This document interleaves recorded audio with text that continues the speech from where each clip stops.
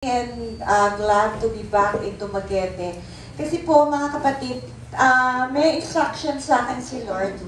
3 Visayas Province, papabalik-balikin ko sa akin. Iloilo, Bacolod, and Dumaguete. When God sends me to a province, na paulit-ulit, pabalik-balik, ibig sabihin may inaabot siyang remnant. Kasi marami na pong mga Christians, apostasy na, under apostasy. Wala na sa truth.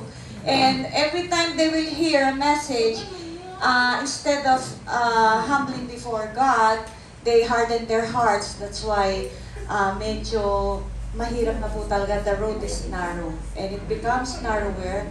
Kaya nga po, mas mahirap po. Very challenging po sa atin yan. So ngayon, ang tuturo ko po is the danger of mixture in the church.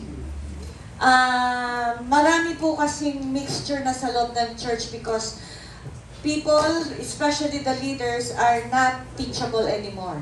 Okay? So we need to be teachable dahil po ang truth is progressive. Because the Word of God is life, it should always grow in us. Okay? So Mark 7:8, for laying aside the commandment of God, you hold the tradition of men. So it's the washing of pitchers, the cups, and many other such things you do. So ang problema po kasi ngayon sa body of Christ, imagine na pinadadala ko ni Lord, observation ko to, kasi ang isang tinanong ko sa Panginoon, bakit hindi ko nakikita ang Word of God sa buhay ng mga Kristiyano, let alone sa churches? So bakit hindi ko makita? Simply because nagkaroon na po ang mga leaders and Christians theological mold. Nakasanayan na. Ayaw bitawan. Kahit alam nila, ano na yon, parang it's past already and it does not apply in our life anymore. So, ang sabi dito, why do you lay aside the commandment of God? You hold the tradition of men. Meaning, mas hinuhold natin yung tradition na nakasanayan kaysa yung sinasabi ng Panginoon na fresh revelation. Kaya, no one will go forward with the Lord until bitawan natin, nakasanayan natin. Kaya, yan po yung problema. Ayaw nating bitawan. Maraming leaders ayaw bitawan. Now, tandaan po natin, 1 Corinthians 39, for our knowledge is fragmentary, meaning, hindi lahat may alam. Hindi natin alam lahat. Fragmentary lang. Kaya we need to grow in the revelation, illumination, and enlightenment of the Holy Spirit.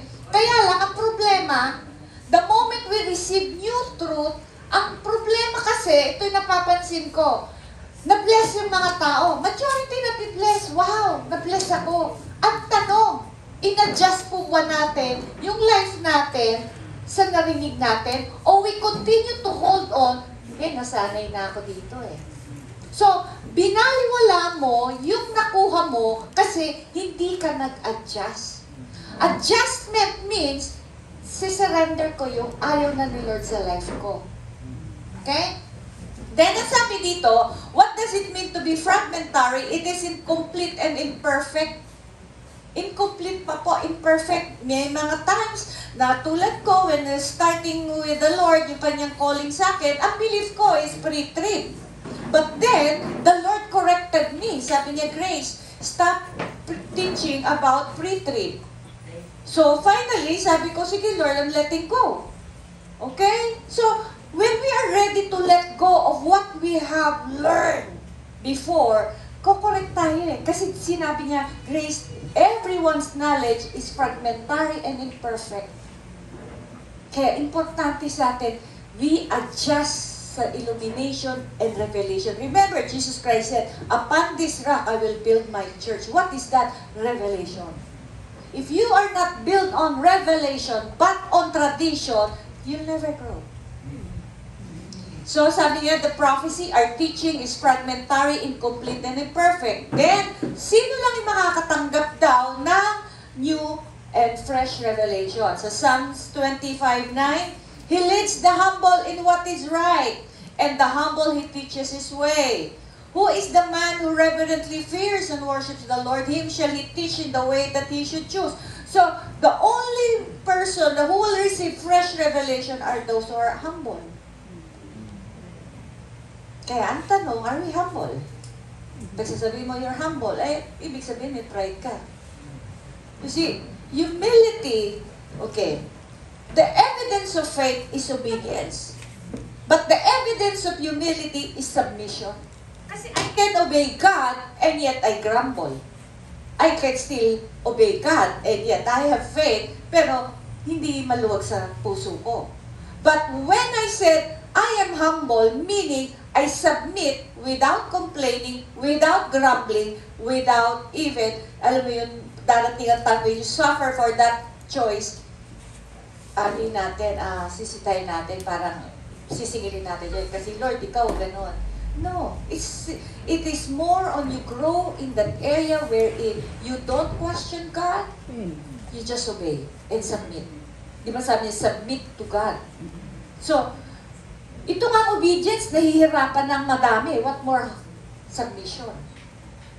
So, sabi dyan, He will teach us His way. Remember, the Israelites and Moses both witnessed the power and the miracle of God, and yet, si Moses lang ang nagsabi, teach me your ways. What are the ways? Yung everyday natin, namimiss natin yan eh. So, mga simple things. You see, we lack honesty. Most of the time when I challenge every congregation at tinatanong ko sino na hindi nagsisinungaling, wala pa rin nagtataas ng kamay. I've mentioned it many times that kailangan natin we speak truthful kasi yun po yung we are in the truth.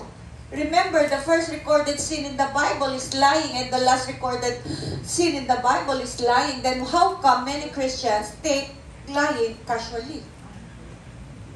Ang sarap po kasing kausap na totoo. Kaya like ko sinasabi, what you see is what you get. I am truthful, I am sincere, because I am very careful with my lips. Because ito po instruction sa akin ni Lord. If you want me to back you up in every preaching, speak the truth. Because if we are, full of flattery to please men, sometimes that diminishes the anointing. Kaya important po, we grow in the truth. Kaya masarap po kasama, ka-fellowship, yung totoo. Amen. Walang pretensions, walang hypocrisy, but simply sincerity, honesty. Okay? Kasi we can pretend to people before people, but we can never pretend before God. That's why we need to aim to live before God moment by moment, not before man. That's the big difference there. Kasi I can pretend before you, but I will always, protect my reputation before you. In spite of, I can compromise just to look good before you. But when you live before God, it doesn't matter how man looks at you. Importante, God has approval of you. And it should be our goal to have an approval of God. Kaya minsan, mamimisinterpret ka sa action mo because men are used to interpret and see things in the natural way. But in the spiritual realm, pag sanay ka, you can interpret spiritually. Iba ang interpretation mo. Okay? Then, sabi dito, Psalms 25:14, the secret of the sweet, satisfying companionship of the Lord have they who fear, revere, and worship, and He will show them His covenant. You see, God has a covenant to His people. And a lot of times, na-observe ko, majority of Christians, they do not know the covenant of God in their lives. Then, ito po yung maganda. When you have a intimacy with the Lord, God will reveal to you its deep inner meaning, the Word of God. Kaya mas marami kang alam.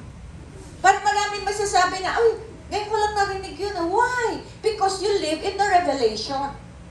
Okay? Not on your head. Okay? So, sabi dyan sa John 8:32, and you shall know the truth, and the truth shall make you free. It's not just the truth that will make you free. It is knowing. Amen. What does it knowing? Experientially. So, nai-experience mo yung katotohanan, nakakalaya ka. Hindi lang yan na-stuck sa head knowledge, but from the head to the heart, and then to your lifestyle.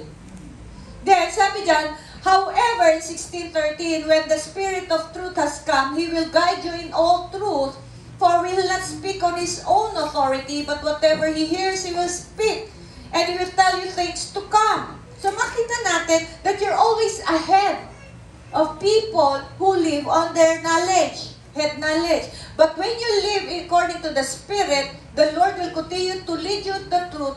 But the sad thing is the painful thing about Christianity now, they're not ready to move with the Holy Spirit because they're stuck with their tradition. And the greatest deception is not when Satan deceives us or man deceives us. Is the greatest deception is you believe that you're okay when you're not. So where do you base na you're okay? Because you tend to compare your life to others. The only way to make sure that we're okay is when we compare our lives to the Lord. That's the only standard. Amen. 1 Corinthians 3:18, let no one deceive himself. If anyone among you seems to be wise in this age, let him become fool, that he may become wise. The reason why ito po yung problema ng marami is because of theological mold. Yung nakasanayan, na-shape na yung mindset natin. When the Word of God is life, then we grow in that life. Kaya nga sabi, the Word of God is a mystery. Unless the Holy Spirit gives us illumination, we're always in the dark. We cannot dig deep sa truth. Why? Because the only one who will open our understanding in our mind is the Lord. Amen. Kaya nga sabi niya sa 1 Corinthians 3, sabi doon na, it is, I planted, Apollos watered, but it is God who makes us grow and gives increase. Okay? Kaya pag alam mo, sovereign ng Diyos sa buhay nyo, hindi mo pilitin yung gusto mo para lang may patunayan ka. This is the problem and the struggles of many leaders is always gusto niyang may patunayan siya at meron siyang gustong ipakita. When you live in that path, you are doing things for God that are not acceptable before God. Kaya siya ang nagpapalago, siya rin ang nagbibigay ng increase. Now, if we want a church that has a big ministry, you pray for bigger ministry, what is your motive? Eh sabi naman sa word is, the road is narrow. Only few finds it. So bakit tayo magpapadami? Dahil gusto nga natin bigyan ng chance sa everyone. Yeah, but the thing is, ang pinaka-importante sa Christian is motive. Bakit tayo nasa ministry? Bakit tayo nagsiserve kay God? You see? Kaya, pag yan po, nakikita ng Diyos at nakikita ng kaaway, yung motibo mo, that's where in false doctrine will come in. Ganun lang kadali yun. Okay? What about the church? The church has backslidden, cold and compromising. It has become a club, set of activities, but never have a living relationship with the Lord. Para napakadami natin activities. One time, last year, I was trying to connect with another leader siya ng ministerial sa ibang probinsya. Nakapunta na ako, pero sabi ni Lord, bumalik ka. So, nung I was trying to set up a conference in that area, December, ang lagi sinasabi sa akin ng mga pastor, Pastora, wag ka sa December, napaka-busy ng church. Sabi ko, kasi the Lord wants to prepare His body for the coming year. No, sabi niya, ang dami namin activities. You know, the Lord spoke to me. The problem with these people, sabi niya, they are full of activities, presentation, when I am not there. Kasi ang problema kasi ng maraming churches ngayon, pagka anniversary, pag Christmas, puro presentation. Kita mo yung presentation, magpa-practice, nalilate, hindi makasunod, nag-aaway-away, samaan ng loob. On the day of presentation, ang sasama ng loob. Tapos, pagdating, ipipresent nila sa Diyos, sa tingin nyo, katanggap-tanggap yun. So, kaya sabi ng Panginoon, these people are riddled with activities when I am not there, and all these are not acceptable.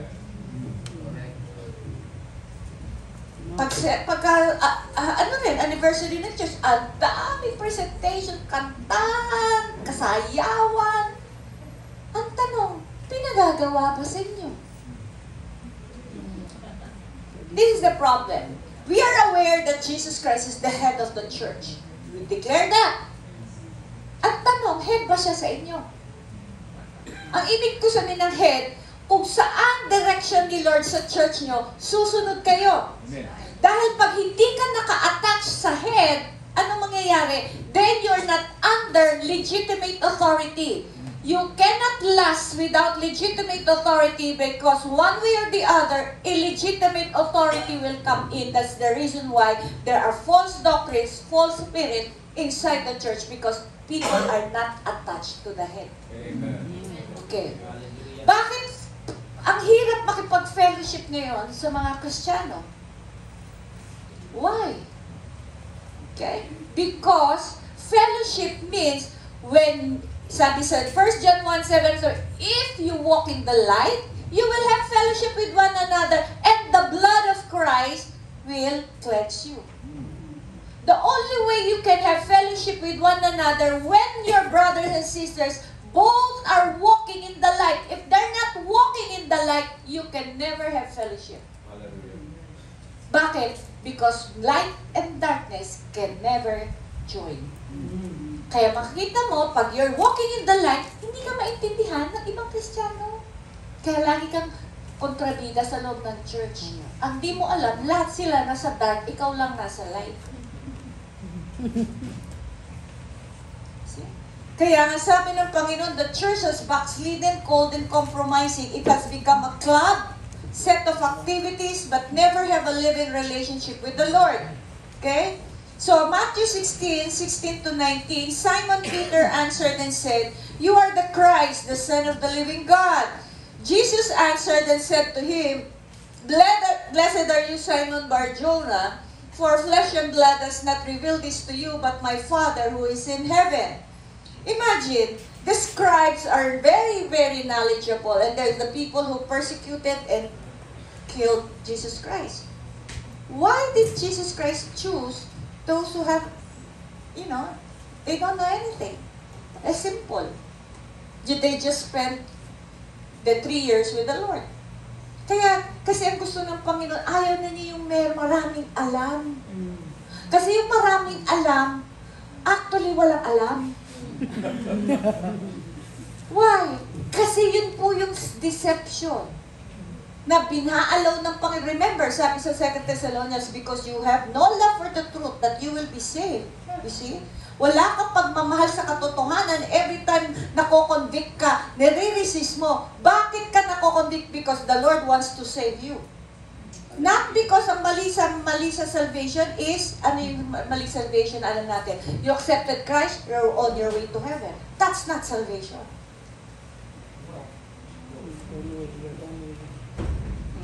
Kala nyo, yun ang salvation. Kasi meron po akong bagong topic na binuo.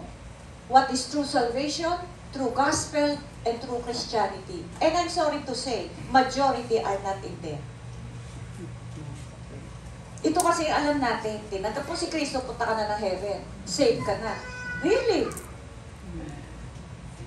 See? Kaya yun ang maraming alam na mali. Okay? So, when you go deep with the Lord, sasabihin mo, Lord, ito pala yung totoong gospel. This is what it means to be saved. What it means, ano pala ibig sabihin ng Christianity.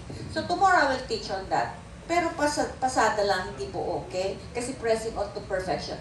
Because salvation has 3 tenses. We were saved, past tense, justified. And then, we are being saved, delivered from the power of sin. Pag sinabi mo, I'm already saved, saved ka na sa galit, saved ka na sa greed, saved ka na sa bitterness. Kaya pag tinanong mo ang Kristiyano, saved ka ba? Oo, saan? Sasabihin sa hell. How do you know? Kung may bitterness ka, pag namatay ka, you're not saved.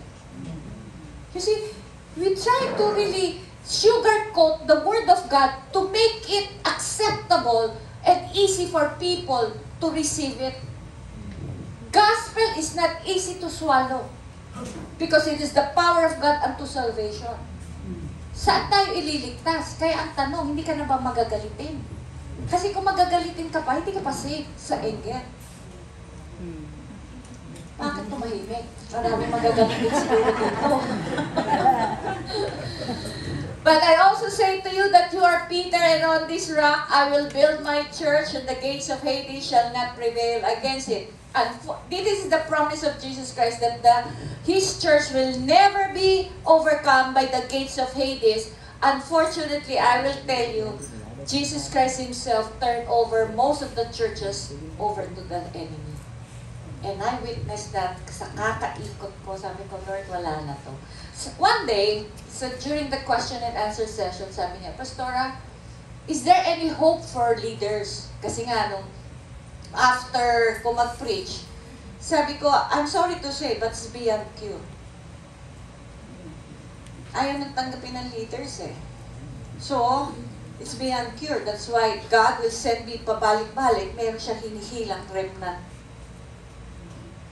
Pag nakuha na niya yung remnant niya, sasabihin niya, huwag ka na bumalik, tapos na.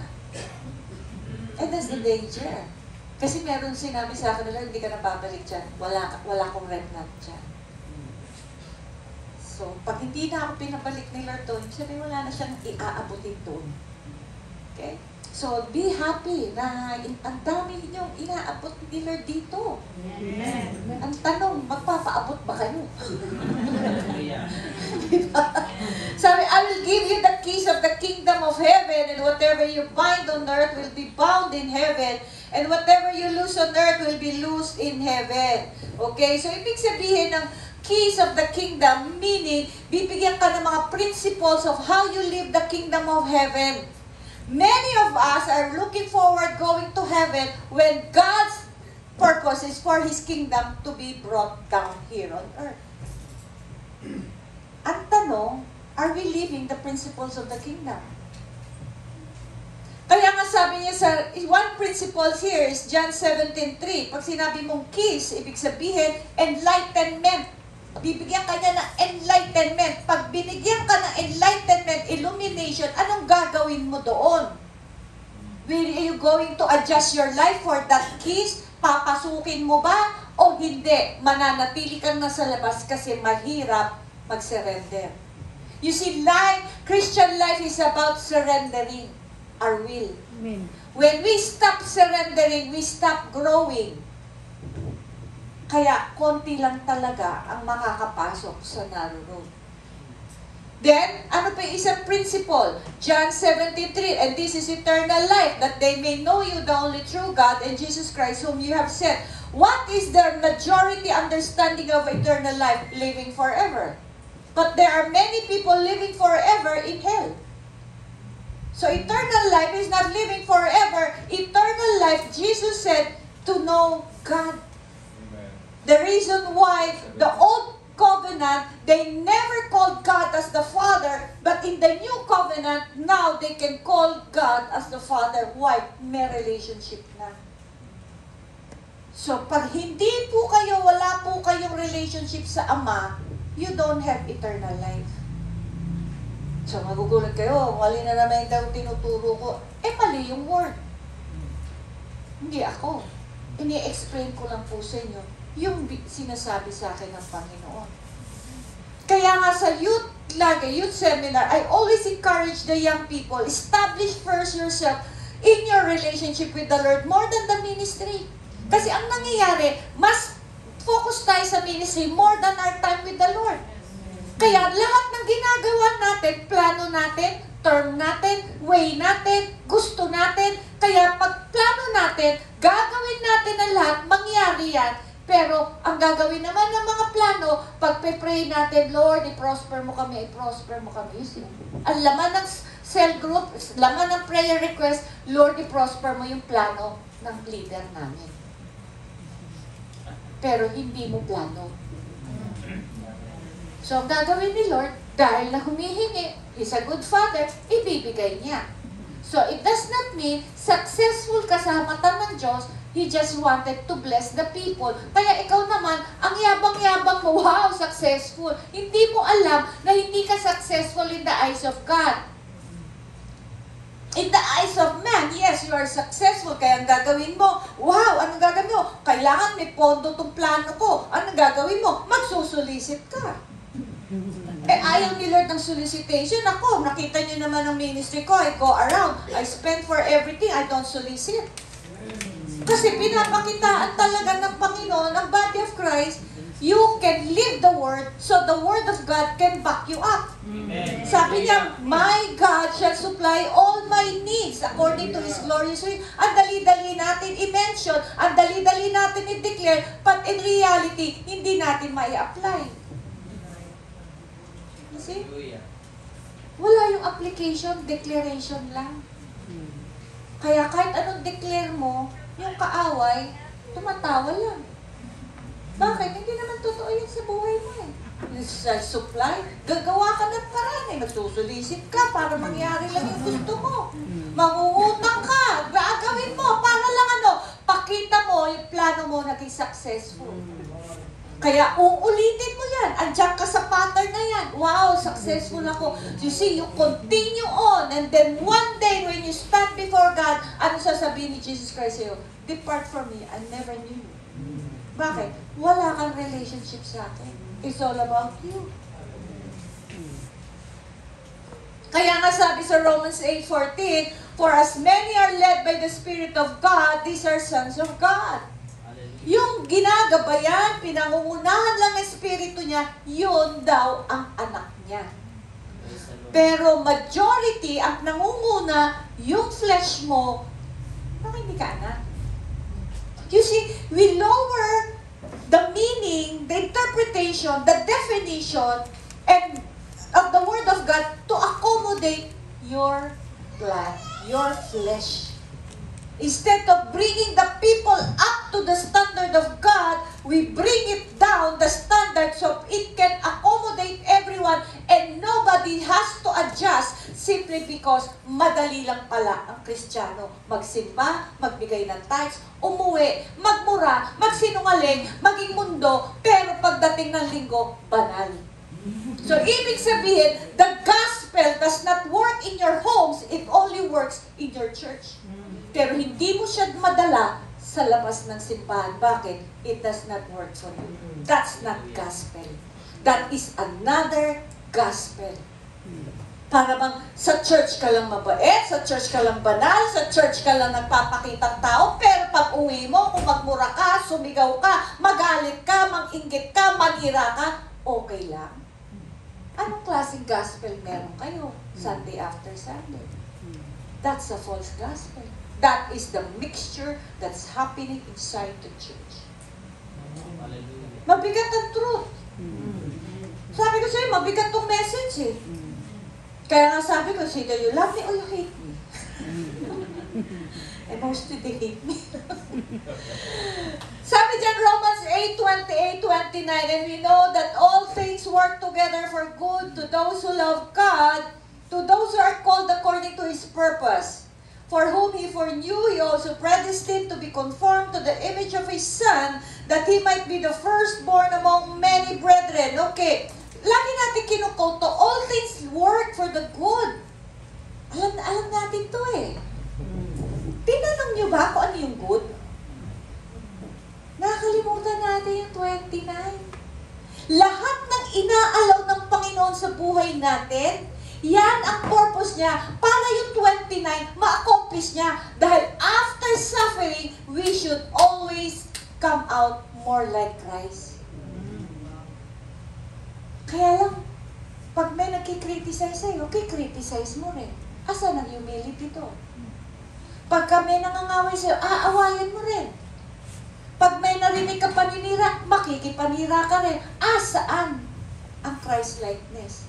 Many times I always say that my goal in life is not bigger ministry, is not wealth or health, it's more to be more like Christ. Amen. Yun lang. Amen. At doon ko rin dadalhin yung buong ministry. Kaya walang competition sa amin. Bakit? Walang kagalingan. Ang kailangan i-goal namin, at the end of the year, lahat kami, kamukha na namin si Kristo. Amen. Kaya walang galit, walang inggitan, walang awayan. Bakit? Hindi yun ang goal namin na kung sino bida. Ang bida si Kristo. Amen. Hallelujah. Nangyayari po ba? Amen. Okay, tumahimik na kayo. A leader must have this goal. This is my goal. Bigger ministry, not even. Malaking ministry, not even. Dumami pera, not even. My goal is to be more like Christ. I'm not there yet. Pero I'm going there. Kaya pag hindi mo alam ang goal mo sa Christianity, unang-una, napapansin ko ang unang-unang laging goal ng leaders, bigger ministry. Bakit po? Because it's about your reputation. Mhm. It's all about your reputation. It's all about Christ. Ano ba purpose ng church? Baka nakalimutan natin. Isaiah 61:4, sabi dyan, and they shall rebuild the old ruins, they shall raise up the former desolations, and they shall repair the ruined cities, the desolations of many generations. So, ibig sabihin, ng repair the ruins, ibig sabihin, aayusin ang buhay ng mga tao para yung winasak sa buhay nila dahil sa kasalanan, dahil hiwalay tayo dati sa Diyos, ngayon bubuuin. Kaya sabi niya, He will make all things beautiful. Hallelujah. It's not an instant. It's not a big, one-time big time. It's a process. You see that? Because God dealt with the old man, but the flesh hindi. Kasi this is where our choice will come in and will play a big part. Yung old man, he crucified it with Christ. But the flesh, kaya nga sabi niya, I've given you the land. Parang sa Israelites, binigay ko na yan. Ngayon, hindi niya inalaysa ang Hittites, Perizzites, Jebusites. You expel them. Expel mo yung galit mo, yung inggit mo, yung lust mo, yung maling motibo mo. Expel mo yan, i-overcome mo yan. Kaya lang hindi yun ang goal ng church. Maghapon sa church, nagtumbahan pa, nag-iyakan, pero pagtayo, sinungaling pa rin. Asa ng revival to? Ang dami-daming mga revival, seminar, conference. Bakit? Tuwan-tuwa yung mga tao. Bakit nagtutumbahan, nag-iiyakan, pero pagtayo, sinungaling pa rin, palautang pa rin. A true revival is you have grown fear and love for God. You're hungering for righteousness. Not to offend God, but to live for God. That's true revival. Wala tayong iyakan dito. Kasi kahit umiyak kayo, kung ayaw nyo magbago, walang magagawa yung luha nyo. Kaya marami mga Christians, emotional. Akala nila tinatch sila, pero tinulak lang sila.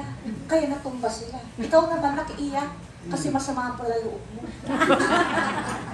Kasi masama lang palaloob mo, iyak ka na iyak. Sabi naman ng guest speaker, wow, she's being, filled. No. Kaya pag walang discernment, yung minister, akala niya, Holy Spirit, pero pag tayo, wala. Masama pa rin ang loob. Yan ang deception nagpe-prevail among the body of Christ. Kaya nga pag ako nagpapa-conference, tatapatan niya na kumakalaban sa akin, magpapa-conference din siya. Pero yun, miracles, signs, and wonder. Ako hindi. Truth that sets you free. Amen. Pero mas marami sa signs and wonders kaysa makalaya. Kaya ang ginawa ng mga nagtumbahan, lalong umigpit ang bandages.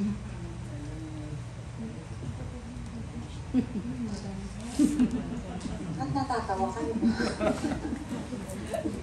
What else? Ephesians 4:13. Till we all come to the unity of the faith and the knowledge of the Son of God, to a perfect man, to the measure of the stature of the fullness of Christ. Imagine mga kapatid, yung wasak na buhay, pag yan nakakarinig ng anointed message that will bring about wholeness sa buhay niya, then makikita mo, nagiging kamukha niya si Kristo. Yung dating galit na galit siya, napapalaya siya sa galit dahil alam niya na nimumuhay lang siya sa habag ng Diyos. Kung gaano natin kailangan na ang kapatawaran ng Diyos, ganun din natin dapat ipataw ang kapatawaran sa kapwa natin. Who we are to deprive forgiveness when we need the mercy of God every day. I'll always ask God, may I live under your mercy and your grace, because grace is the power of God to keep us together. Kasi kung wala yung grace and we will be left to ourselves, then we will collapse. Bakit? Only the grace preserves us. Kaya ang mali ngayon, yung mga hyper grace na you can do anything, you can live any way you wanted it, hindi mo na kailangan mag-repent, mali. Why? Because the grace of God will uphold us. It is the power of God para hindi tayo magkasala. Kaya wala tayo mag-judge, ay yun, nahulog sa kasalanan. Wala siya sa biyaya ng Diyos. Because only those who are humble will be given grace. Kaya we need to make our face always on the dust. I need your mercy, Lord.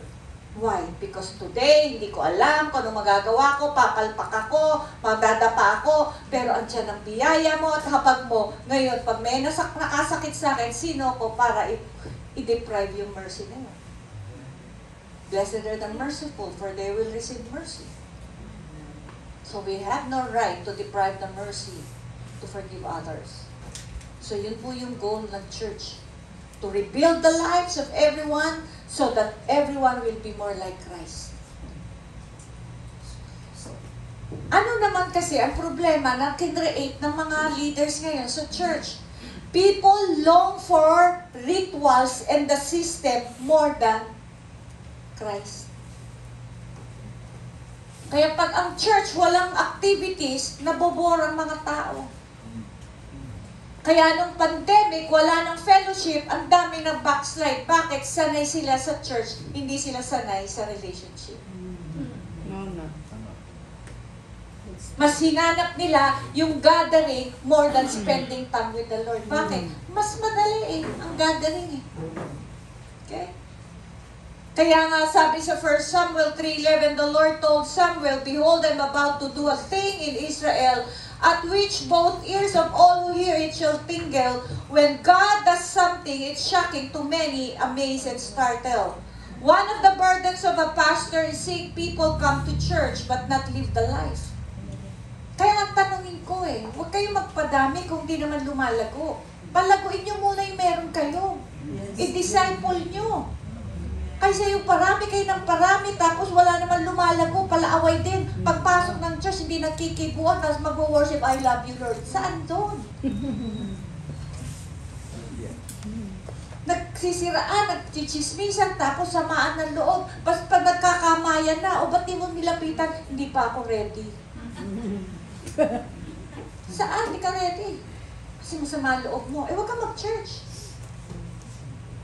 One reason for this problem is they do not walk in the light. Therefore, the blood of Jesus does not cleanse them. Accepting Christ as your Savior really means nothing if you do not walk in the light, because it is the blood that saves. The blood is only operative when we walk in the light as He is in the light. Kaya nga sabi niya sa 1 Peter 1:22, since you have purified your souls in obeying the truth, you see, saan tayo pinupuro ng Diyos? Obeying the truth. Once we obey the truth, He purifies us. Now, kung mga kapatiran mo na He allows the Holy Spirit to purify them, then makita mo, you are all walking in the light.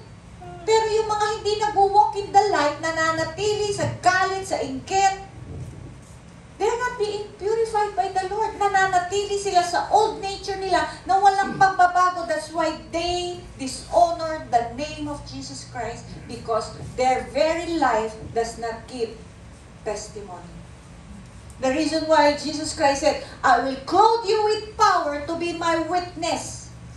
Meaning, be a testimony. Kamusta ang testimony? Ba't patahimik ng patahimik ka na? Kaya nga sabi dyan, The Spirit in sincere love of the brethren, love one another fervently with a pure heart. Ibig sabihin yan, pag napupurify ang soul, meron ka ng pag-ibig sa kapwa mo kahit kumakalaban sa iyo. Hindi ka na nagagalit, hindi ka na magalitin. Bakit? Tanggap mo na eh. Bakit? Na-purify ka na eh. You cannot hate anybody. Ako nga sa isang probinsya eh, buong bishop, kinakalaban ako. Hinaharangan lahat ng gustong umaten. But I never fought back. Why? Because I trust God and He's sovereign. May time of reckoning. Romans 8, di ba? 29. Kaya nga, all things work. Pag mayroong kumakalaban sa iyo, He's working in your life. Pagka nawawalan ka ng pera, He's working in your life. He's always at work. Bakit sasabihin natin, Lord, you are sovereign, pero bakit hindi nyo ina-apply sa buhay nyo na when things fall apart, lagi tayo we give into despair more than trusting God? Parang naiinis ka, nagagalit ka, nawawala ka sa mood. Kasi yung, give into despair. Pero lagi mong dinideclare, all things will work for my own good. Are you a victor? Are you a survivor? Or are you a victor? Kasi pag nag-survive ka, natapos na yung trials mo, walang nangyari, walang nabago. Pero pag ikaw overcomer, pag tapos ng trials mo, now you have grown in faith and you have known the Lord more. Hindi ka bitter sa taong ginamit ng Diyos. Kaya't kayo, wala kayong karapatan magalit sa kapwa mo kung ginamit ni Lord yung pinta sa kasiraan ka. Hayaan mo siya. Amen. Sabihin mo lang, bring it on. Bring it on. Hindi pa, buhay pa ako eh, nagre-react pa ako. Dapat ganyan ang attitude. Pagka sinisiraan ka, bring it on. Sige pa, bakit? Nagre-react pa ako eh. Ngayon kung hindi na ako nagre-react, Lord, patay na ako. Sasabihin ni Lord, aalisin ko na yung nang-iinis sa'yo. O sino panalo? Ikaw. Hindi eh. May panalo ba dito? Hindi. Pag sinisiraan ka, chinichismis ka, gaganti ka na eh. So, wala nang kapayapaan sa loob ng church. Tapos sasabihin nyo, I rebuke yun. Sabi ni Tani, anong rebuke kayo dyan? Eh, nasa side nyo ako. See that? Bakit kayo natatawa? Kasi totoo, di ba? Ang sakit mas, tamaan. Pero okay lang na tamaan ka. Ibig sabihin, kino-convict ka. Kasi pag itong bigat na to, di ka naman na-convict, anong klaseng puso meron ka? Na-harden ka na. Okay? Kaya nga, ang laging goal, pag may difficulty ka, suffering ka, anong ina-accomplish mo, Lord? In what area of my heart, of my life, of my character, ina-accomplish mo? So after these trials, I will be more like you. Dapat ganun ang attitude. Remember, the Lord will come down to examine whatever we build. He does not come to examine the size of our church or organization, but the motive which it was built. For whose glory was it built? Very few people know God's methods or ways because very few people know God. Man is a religious creature. He would rather have religion than God. It is uncomfortable to live with God and be a great man of God. Kasi tayo, conscious tayo sa reputation natin. Remember, when the Lord called me, the very first thing sabi niya, do not create your reputation. Because that is a heavy burden to carry. You have something to show off, i-maintain mo yan. And you do everything, compromising. Compromise, you will enter into compromises just to look good. Pag ganun po, wala ka na sa kalooban ng Diyos. And you're not a Christian. Because Christianity is about doing the will of God. Even most believers would rather have Christianity than God Himself. They don't want the yoke of Jesus, they just want free lunch than what God desires to accomplish and through them. We must not do church building by hook or by crook. It must be a godly way by which we reach that godly goal. And if as a result, choosing a godly way, we find that we are not able to do as much as other people can do it in an ungodly way, then so be it. Kasi tayo, kino-compare natin yung ministry natin, yung life natin sa kapwa natin. So we'll do everything to build that church by hook or by crook. Wow.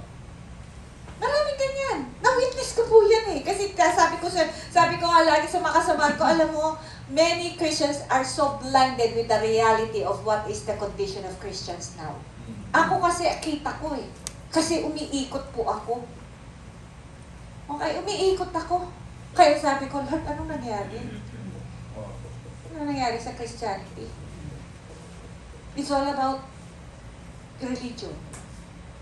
Kulang na lang, may bulto eh. Kulang na lang, may bulto. It's all about activities. It's all about coming to church. It's all about giving tithes. It's all about me. None of the members have been taught to what? Sacrifice. Suffer for Christ. It's all about them. Never compromise spiritual principles in order to do God's works. It's better to spend all our life building a small little structure made of gold, silver, and precious stones than to build a massive structure made of wood, hay, and straw that will be burnt up in the final day. Kaya ang tanong ano yung materials nyo in building your ministry? Is it gold, silver, or precious stones? Or wood, hay, and straw? Ang wood, hay, and straw, madali magpadami, pero madaling masunog. Ang gold, mahirap. Bakit? Because gold will always go through fire. Lahat yan ititest ng Diyos. Kasi to show us what's in our hearts. Kaya lang nagre-resist tayo. Ayaw natin yung working ng Diyos. Bakit? Anong sasabihin ng tao? So you live for men, not before God. That's why most of us believing we are Christians, but when you go back to the Word, none of these people are really Christians. They're only entitled. And they believe that they have accepted Christ and their way to heaven. Wrong. See, ang daming deception. Jesus did not come to gather a congregation, but to build a body to manifest Himself. Yan po ang purpose ng church. Hindi siya nag-gather ng congregation. Kasi lahat ng religion may congregation. Ang gusto niya, binibuild niya, body niya, wherein He can manifest Himself. Wala siya dito nandun na nga siya seated at the right hand. So, sino yun? Tayo. We become now salt and light. When Christ was here, He was the light. Now, we are the light. Ang tanong, kamusta yung light? Are we showing the life of Christ?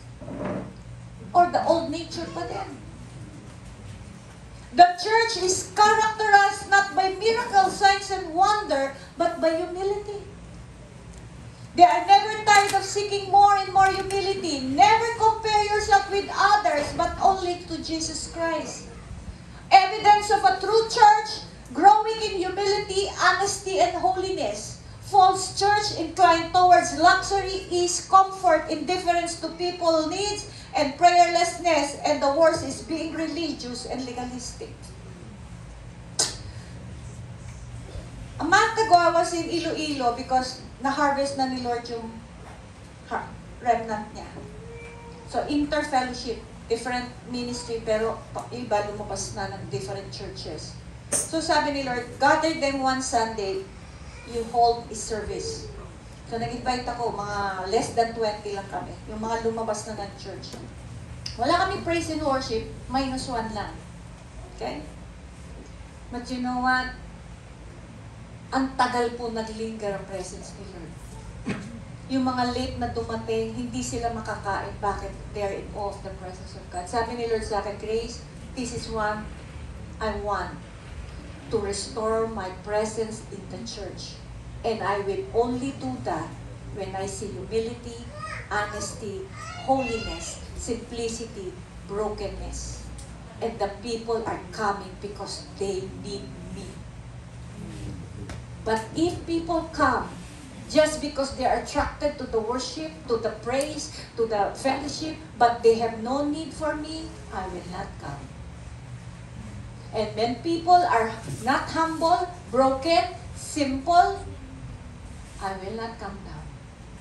When God showed me that and let me experience again, sabi ko, Lord, thank you. Sabi niya, I want to restore my presence in the church. But the church will go through fire. Tremendous fire before the presence will come down. And many leaders are not willing to go through terrible fire to be purified. Worship. We have this worship. Nakala natin worship is singing.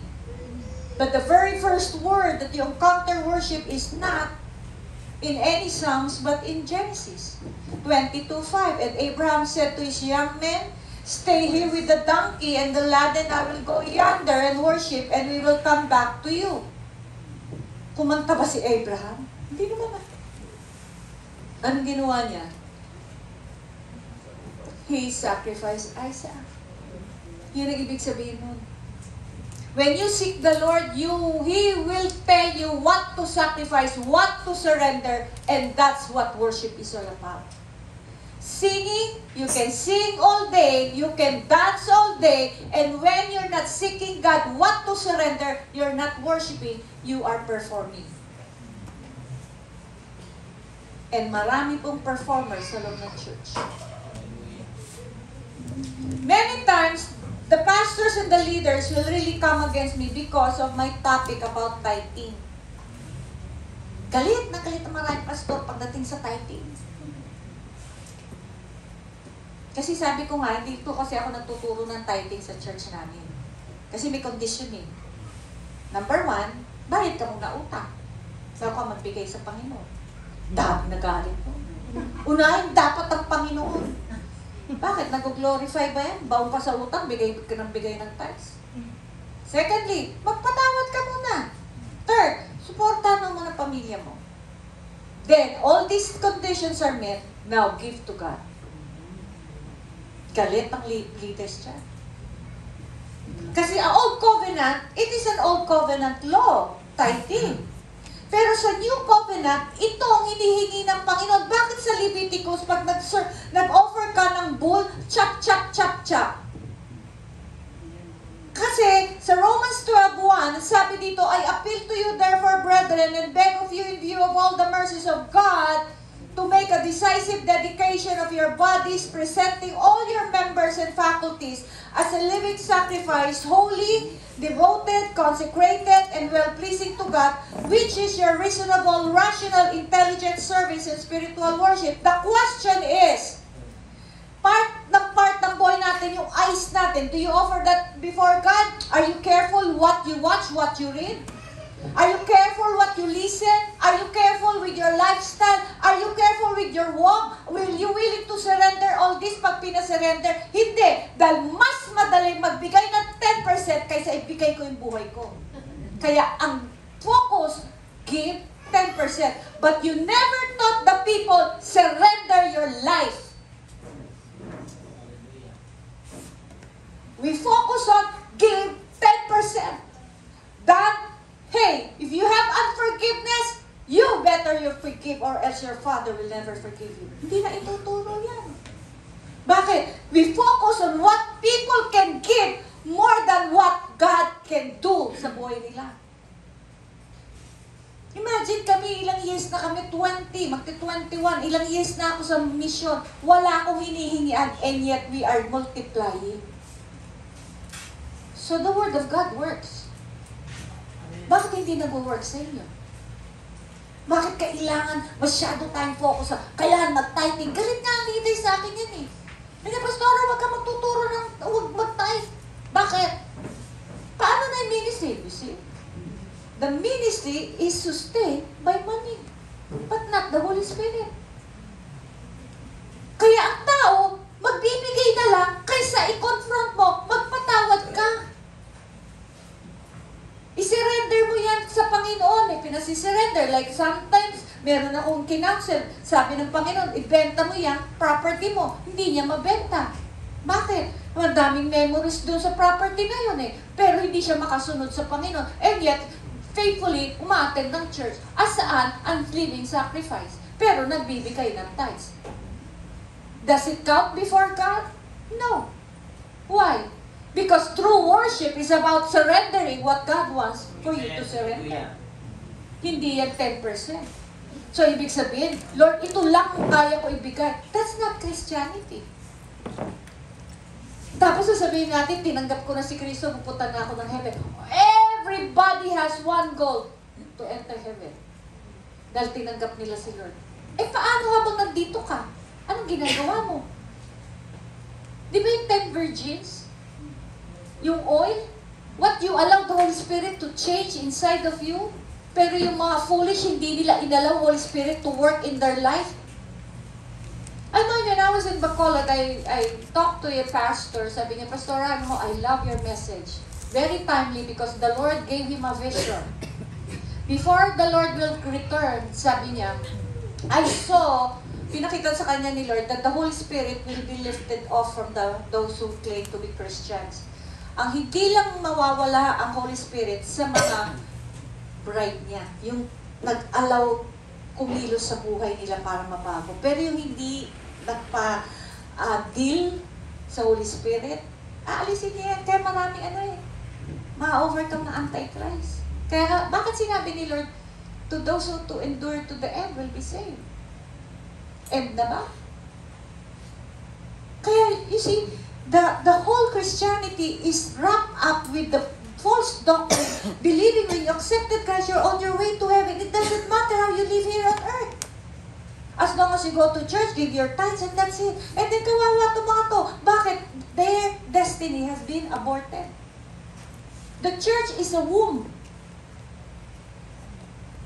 Womb yan. Di ba church is always symbolic of a woman? So, ibig sabihin, anong ginagawa nyo sa baby nyo sa loob?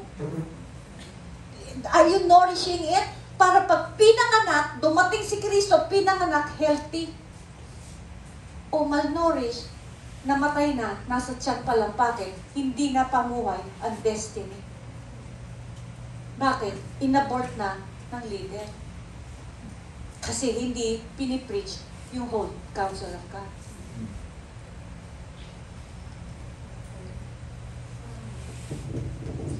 Remember, Matthew 2:2, sabi rin dyan, where is he who has been born King of the Jews? For we have seen his star in the east that is rising and come to worship him. You see? You see the word? Worship him. Kumanta ba yung tatlo? Hindi naman. Nag-offer sila. Worship in Greek is do reverence, prostrate to make obeisance, or stoop and make offering. Adam spent his very first day in fellowship with God, and only then did he go to work in the garden. So must it be with us too. God first and then His Word. It is because if we don't follow this order that there is much strife and disunity among Christians. Matthew 4:8-10, again the devil took him up on an exceedingly high mountain and showed him all the kingdoms of the world and their glory. And he said to them, all these things I will give you if you will fall down and worship me. Then Jesus said to him, away with you, Satan, for it is written, you shall worship the Lord your God, and Him only shall serve. How can you serve God when you're holding on to your life? Dahil sabi ni Lord, only then you can serve when you worship Him.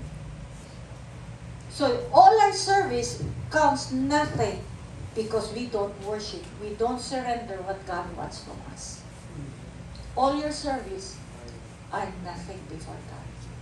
You have wasted your effort, your time, your sacrifice. Because one day when we all stand before God, did you worship?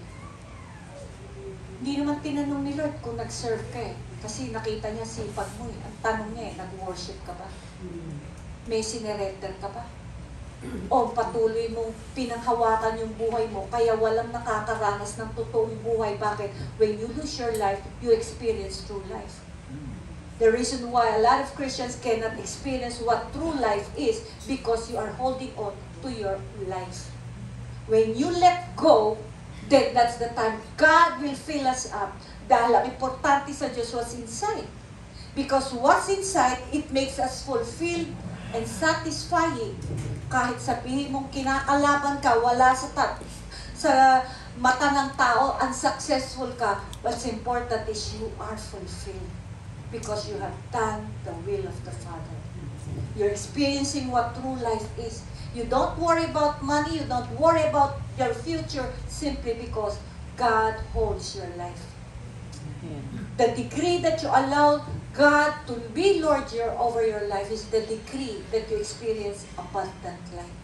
As long as kayo naghahari ng buhay nyo, you will never experience abundant life.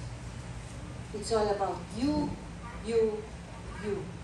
That's why a lot of us are still empty, longing for a bigger ministry, reputation, praises of men. Why? Because you are under the flesh.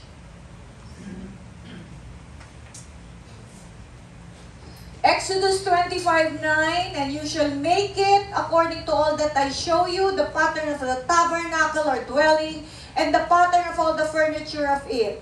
God gave specific instructions about the size of the different parts of the tabernacle and materials to be used for each.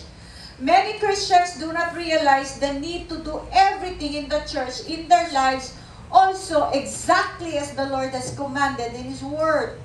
They allow their human understanding often to decide how far to obey God and where to modify His commands.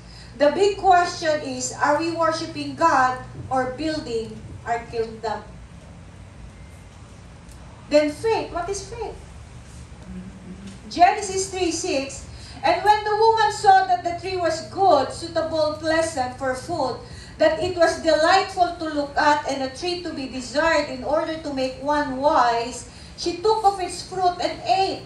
And she gave some also to her husband, and he ate. The first humans failed their test of faith. They trusted what they saw rather than believing what God said. His words and became the very first example of man choosing to walk by sight rather than by faith. Humanity has followed this example ever since, proving that Adam and Eve's faithlessness was not an aberration but a trait of human heart, including ours. Kaya nga sabi sa Romans 14:23, but he who doubts is condemned if he eats, because he does not eat from faith, for whatever is not from faith is sin. So, the road is narrow. Ang ginagawa niyo po ba is faith, out of faith, or out of your flesh. Kasi sabi dito, kung hindi ito ginagawa mo not from faith, then you're not living in faith. Kasi sabi sa Hebrews 11:6, but without faith, it is impossible to please Him, for he who comes to God must believe that He is, and that He is the rewarder of those who diligently seek Him. Then what is faith? What is this faith we are required to have? We usually turn to Hebrews 11:1 for a definition of faith.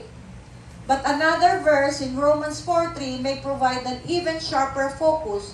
What does the scripture say? Abraham took God at His word, and that act of faith was accepted as putting him into a right relationship with God.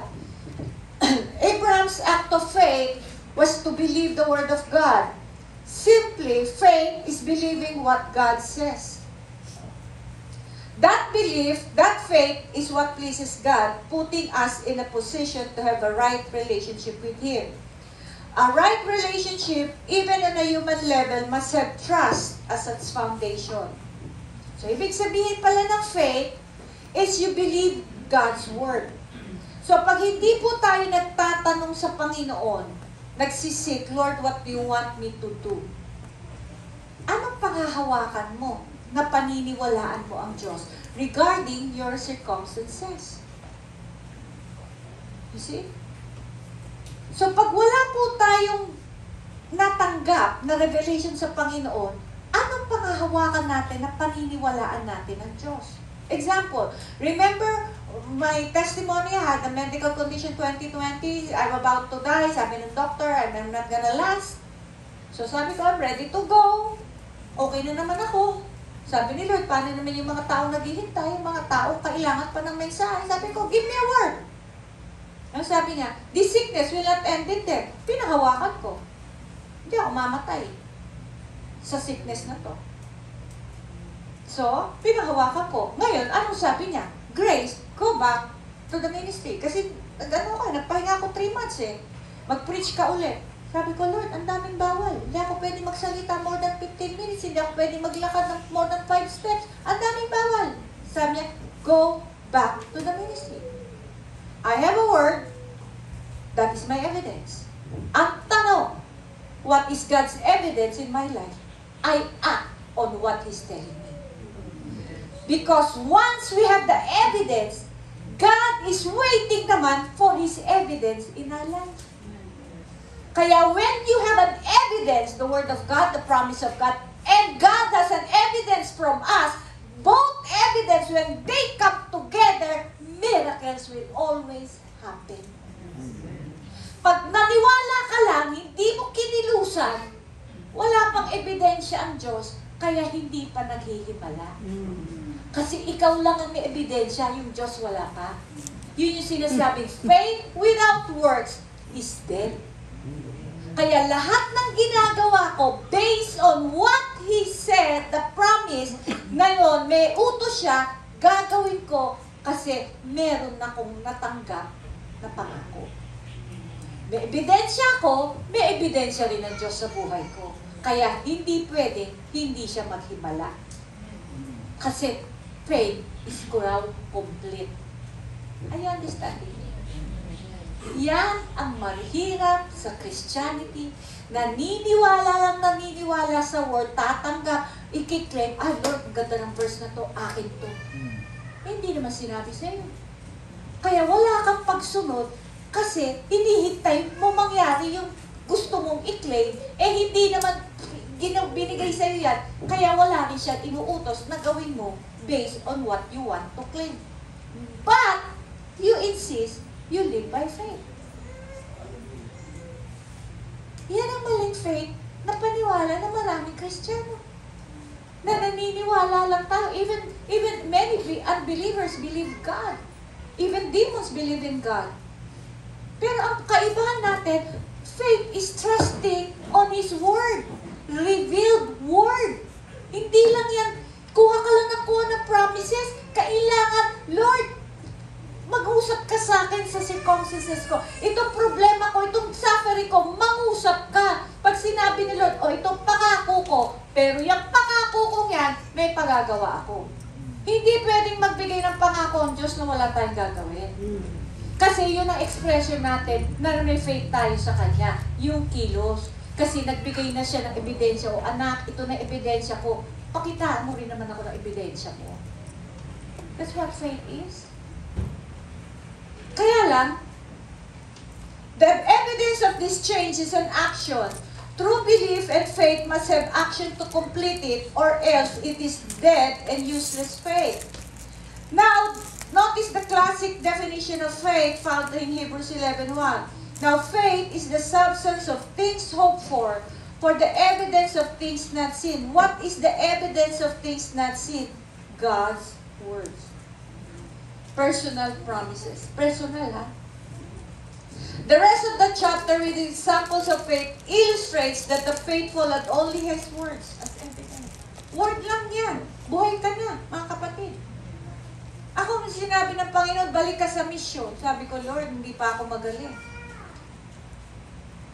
Binigyan na naman niya ako ng promise. So, nag-mission na naman ako. Bumalik ako ng 2022. Nagpalakas lang ako ng 21. Tapos nag-double time. Lord, alam mo, yung heart ko, limited. Sabi niya, ako ang lakas mo. You will always move, not according to your limitation, but what I can do through you. So, twice a month. Twice a month. 10 days lang ng 10 days pahinga ko. So, makita natin, even though all look lost from a human standpoint, they believe God. Tayo kasi laging, we analyze things according to how we see things. With all of God's promises, He does not promise when He will answer. The timing of those answers is in His hands. Based on what is best, God who is love decides when the right time may be not in this life but the next. Imagine, when God promised the Israelites to deliver them from Egypt and bring them to the promised land, He did the first part, delivered them from Egypt. First 2 years, it was God's will. The next 38 years is not what God's will. Why? Stubborn ang Israelites.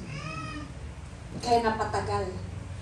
At yung pagtagal na yun, imagine yung journey nila, magpapak, magsiset up ng tent, magpapahinga, minsan magtatagal sa isang lugar, minsan overnight lang, mag-a-unpack na naman, magliligpit na naman. Alam mo ba yun, ang daming mga bata, ang daming anak, at magluluto ka, magliligpit ka na naman, nakakapikon. Tama? Parang tayo. May pinagagawa si Lord pag sinabi, move, move. Sabi mo, Lord, hindi pa nga ako nasisettle. Hindi ka naman nasisettle dyan eh. Pag sinabi ni Lord, give up mo to, give up mo to. Ano pa, Lord? Nakakapikon? Kayo ba hindi napikon? Ako napikon eh. Ang babait nyo naman kung hindi kayo napikon. Minsan sabi ko, Lord, nahihirapan na ako. When I came back from Bacolod, I realized that our church in Brixton for 20 years, nagsara. But finally, the place, kinuha na ng may-ari. All of a sudden. So wala na. So sabi ko, ang sakit naman nun, pero Lord, anong gusto mo? Put up ka sa Makati. So mag-start kami from the start. So daming nangutya. Yeah, blah, blah, blah. Pero hindi ako bitter eh. Hindi ako nagalit. Why? Because I always see the hand of God. You know, when you're not ready to follow God's leading and battle plan, you'll get lost along the way sa wilderness. Kaya marami nagstay sa wilderness. Bakit? Hindi makasunod sa leading ng Panginoon. Impatient ka? What God was accomplishing throughout those times? Patience, meekness, humility. So, nakita mo, sige lang Lord. Imagine, mag-uumpisa na naman kami. Lahat ng gamit namin, nakatambak lang sa isang lugar. Tapos sabi ko, Lord, paano ba to? Pero you know what is promised that really, really get me excited? Sabi niya, in Makati, there will be the harvest. My truth will come out. And many will come in that church. Sabi niya, this time, maabutin niya yung mayayaman. Kasi marami sa atin, may mga mayaman tayong members, kino-compromise natin ang truth to please them. Ako hindi. Marami na ako naging mayaman, umalis kasi hindi ako mag-bend down sa gusto nila. Not because you support me, does not mean you can dictate me. Eh maraming leaders, pag mayaman, binibaby yung mayaman. Kulang na lang iduyan. Okay lang yun. Pastor, may mali ako. Ay, okay lang yun. Okay lang yun. Hindi mo na pinalago dahil sa pera. I'm not after money eh. I'm after what God wants in the life of that person. Dahil pag ako, hindi yan na-accomplish under my leadership, sagot ko kay Lord yan. Ngayon, kung umalis siya sa leadership ko, hindi ko nasagot yun. But you have to understand as a leader. May accountability tayo, ginawa mo dyan, ba't hindi niya na-fulfill yung destiny niya? Ang tagal na sa'yo yan. Kaya huwag kayo magtataka kung may mga tao hindi tatagal sa inyo. Bakit? Pag yun ang goal niyo sa mga tao, to fulfill their destiny, I'm very disciplinary, I'm very strict. Why? Kasi after ko, ma-fulfill mo yung purpose ni Lord sa buhay mo. Kaya ako tiyaga, mag-disciple, magturo, mag-correct, lahat, mag-support, lahat, ibibigay ko. Kung sabi ko nga sa CRC, kulang na lang pati dugo ko. Higupin nyo. Yeah. Lahat yan. Para lang pagtayo ko, one day sa Panginoon, sasabihin ko, Lord, I've done my part. Ayaw nila, choice pa rin nila. Their blood will be not in my hands. Pag-aralan nyo, prophets. I taught everything. I presented everything. Why? For the purpose of what? You fulfill your destiny. Dahil pag ikaw, lalo na pag magaling, ito ang problema naman nakikita ko. Pag may magaling yung mga leaders, hindi nila ine-enhance yung gift. Iniisang tabi, diyan ka lang, tigalinis. Gifted. Bakit? Nai-insecure. Ako pag alam kong grabe potential, tututukan kita. Bakit? Gusto ko na may kapalit na eh. Bakit? Para mas marami kaming magagaling. Hindi ko naman kingdom to eh. Mas marami, alam mo mga kapatid, maraming namatay ang destiny because of their leaders. Takot sila sa mga young people, nakita nila, wow, napaka-anointed na ito, napaka-gifted. Diyan ka lang ha? Diyan ka lang. Kaya maraming nagpunta sa amin, years, they've been serving God, 10, 15 years, hindi sila tinak. Bakit? Nung lumabas, nagpasakop sa akin, nakita ko, grabe potential mo, ganyan ka lang, tigawalis. Ang nangyari sa'yo? Ayaw akong gamitin eh. Pasaway daw ako, bakit sino hindi? Pagpapait ka, ibig sabihin, you don't belong here. Doon ka na sa langit. Hanggat nandito tayo, we're being perfected. Kahit pasaway ka, pagtsatsaga kita. Bakit? Dahil if God can make Jacob to be a Jeshurun, God can make anybody a straightened one. As long as that person is willing to submit to God. Amen. Kaya yung mga umalis, nung one time, sabi ko, Lord, ang dami nag-alisan sa akin. Sabi niya, kaya sabi ko, Lord, I'm such a failed leader. Sabi niya, no, you did not fail them. They failed me. Kasi tayo, dadaling tayo sa isang leader. Yung leader, di yan perfect. Lahat ng weakness niya, mawi-weakness nyo. Ngayon, ang gagawin mo sa weaknesses ng leader mo? Chichismis mo? Sisiraan mo? I-criticize mo? Ayoko dito. Imperfect ang leader. Alam mo, pag may gano'n kayong member, sabihin nyo, magpakuha ka na kay Lord kasi wala talagang pera. Diba? Kasi marami nagpapakaunsel, Pastor, ang hirap kumuha ng perfect. Ay, wala talagang perfect. Sabihin mo, kunin ka kasi doon perfect na ako. Kaya, we are surrounded with imperfect people to perfect us. Now, ang tanong, yung imperfection ba ng kapwa mo, na-perfect ka o nagiging bitter ka? That's the question. Parang tahimik kayo. Ano ba nangyayari sa inyo? Huh? The right time, maybe not in this life, you see, the proof of God requires to know He can entrust us with eternal life, an everlasting relationship with Him. To walk is an action. So even the phrase walk by faith demonstrates that living faith requires action. Our evidence is God's words. God's evidence is our actions. Please remember this. Faith is not just believing. You have to receive a promise. When God gives you a promise, meron pong nakaakibat na pagagawa. Remember si Gideon? Ang sabi niya, the Lord is with you, mighty one. Bakit? Duwag yan si Gideon. Bakit sinabi mo nang the Lord is with you, mighty one? Duwag yun. Sinasabi ni Lord, hanggat kasama mo ko, matapang ka. So may pagagawa ako. You see, promise first. Oh, remember Elijah. Ano sabi ni Elijah? Nagka-famine. Ano sabi niya? I have commanded the raven to feed you there. Hindi here, there. So, pupunta siya doon kasi nandoon yung provision. Many times we don't receive the provision dahil pinipilit natin kung saan natin gusto. Pero pag tinanong mo si Lord, anong gusto mo, provision will follow. Kaya marami sa atin hindi nararanasan ng provision simply because we don't follow God's leading. Okay? The foundation of our faith is our relationship with God. Many have cracks in their foundation. That is why many do not grow.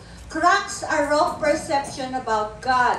Kaya yung attitude in prayer has value only if it's an expression of our helpless dependence on God for His guidance and help. Proud men do not seek God's will, for they depend on human cleverness. Grace, we can say, is God's hand reaching out to give us His help, His blessings, His forgiveness, His strength for every task we can ever face in life. What is faith? Faith is our hand reaching up to take that help and those blessings from God's hand. So, ang grace ni Lord, nagre-reach yan sa atin pababa. Ang faith, nagre-reach out naman yan sa hand ni God. Pag hindi mo tinanggap, yung grace, ni-reject mo. Kaya nga, di ba, na-share ko na yan, meron ako na-encounter na verse sa Bible sa Job. What is man that you mindful of him, that you visit him morning by morning and test him moment by moment? Ibig sabihin, bago ka pa magising, binisita na tayo ng Diyos para ibigay yung biyaya na kaakibat for the day. Kasi alam niya yung haharapin natin dahil itetest niya tayo moment by moment. Okay, what does it mean that the grace of God, you do not receive the grace of God in vain? You have always a choice to submit to your flesh or submit to what God is saying. Para bang you have the right magalit, pero you choose not to get angry. So yung grace, mag-work sa heart mo, you choose not to be angry, not to be bitter. Yung grace, mag-work sa iyo yan. By the time lumabas ka, na-overcome mo yung araw na yun, anong mangyayari? Wala kang galit. Kasi yung grace nag-work. Pero, pag yung pagkakataon na yan, naggalit ka, naging bitter ka, yung grace, hindi ni-reject mo. So yung grace, ni-reject mo, bitter ka. At the end of the day, galit ka, sasabihin ng, di ba sa word, do not give the enemy any place. Ikaw ang nag-open ng door sa kaaway, samantalang sabi ni Lord, I have already defeated Satan on the cross. Bakit maraming nilalampasong Kristiyano ang kaaway? Because you opened the door by submitting to your right. Remember what I shared before? Nung gusto kong magalit, anong sabi ni Lord sa akin? Grace, ba't ka nagagalit? The moment you gave up your life, you gave up your right to be angry. Kaya wala tayong karapatan. Amen po ba? Parang naghihinga mo Ayaw niyong bitawan yung karapatan niyo. The moment you hold on to your right, you will never experience what true life is. Dahil the moment you are tempted to be bitter, to be angry, to fight back, and you choose, Lord, ang sakit-sakit, pero let that word, just like a two-edged sword, pierce my heart, that will divide my spirit and my soul. Why? Because when the word of God will just enter our soul, because you did not give up your right and your will, then that word will not penetrate to your spirit. You will never become spiritual. That's the key. You will always end up carnal Christian. Kahit ang ganda pa ng message, but that will not penetrate to your spirit. Kaya di ba yung veil, nakat yun? That veil represents our will. The moment you want to enter into the presence of God, sabi ni Lord, mag-surrender ka muna bago you come to my presence. Many are settled for outer court, not with even the holy place. Why? The holy place, andun yung lampstand, bread. So what does it mean? Yung bread, yung buhay natin become bread to others. Yung naadaanan mo, na-overcome mo, na bago sa iyo ng Panginoon, now you can impart that, you become bread to others. Because Jesus Christ is the bread. He gave us His life, His word. Ngayon, sino na ngayon? Tayo na. Tayo mga anak niya, ang bread sa others. Kaya ang bread, di ba? May bread, paano yung bread? Binibake yan. May mga hidden sufferings na hindi nakikita ng tao, pero your testimony is so powerful that they will impact the people. Kaya importante sa atin na tayo po mauna muna, then we can be a bread of life to others. Kaya lang, kung hindi ka nagpapa-work sa Holy Spirit, anong klaseng bread ang binibigay mo sa kapwa mo? Mainaman. So, di ba? Imbis na, kapatid, magpatawad ka, ang buti ng Diyos. Yes, the bread of life. Kaya sa'yo, hoy, wag mo, isnapin mo, wag mo nang kipuin. Nagbigay ka ng tinapay na may amag.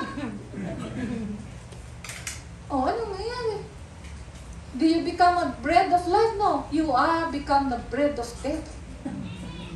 Kamatayan ang inispread mo instead of life. When was the last time yung best friend mo in-advise mo to do what is right in the eyes of God? Hindi. Ano mo pa? Kakampihan mo pa. Kakampihan mo pa. Sabi, oh, sige, huwag natin. Ano natin? Sige, i-block natin. Alisin natin sa GC. Huwag natin kibuin. Wow, sige. Tapos sasabihin niyo, Lord, I praise you. Ano, I praise you? Tapos matutulog ka ba? Hindi ako makatulog. Eh, katabi mo si Taling. Wala kang kapayapaan. You see that? Mga practical living, di natin alam. Pero ang galing natin sa memory verse. Memory verse will not help you if that's not applied. Kaya maraming mga tao deceive. Kaya yan ang deception ng Christianity nowadays. Amen po ba? Wala na sumasagot, mga kapatid. Gutom na ba? Ha? O, magpapagaga pa, wala pa alas 12. Tiis-tiis mo na. Now, if I were to give you a Bible and if you have to receive it, you need to stretch out your hand and take it. That is faith. When God grace offers me something, I reach out my hand to take it. I told you in an earlier study that God will not force anything down our throats.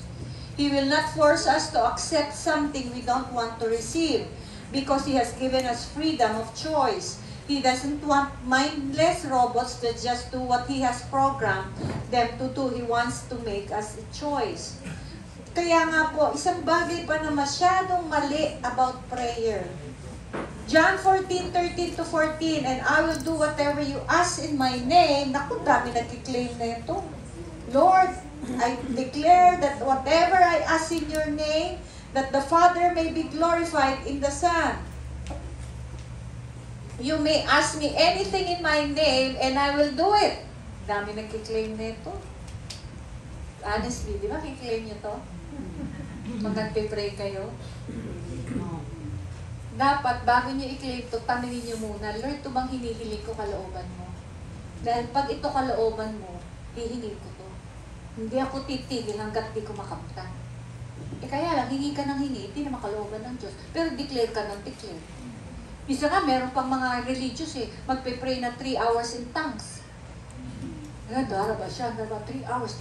Bakit? Parang sabi niya, sinusuntok ko yung langit. Haba, nasusuntok na pala ang langit. You see, the religious mindset, na parang you can command God. Wow! Galing naman ng tao. Commander na. Diba?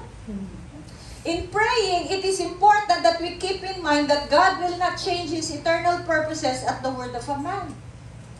Prayer is not intended to overcome God and move His arm. God's love desires best for all of us, desires to give us the best at any cost. He will answer a prayer only because it had been His will from the beginning.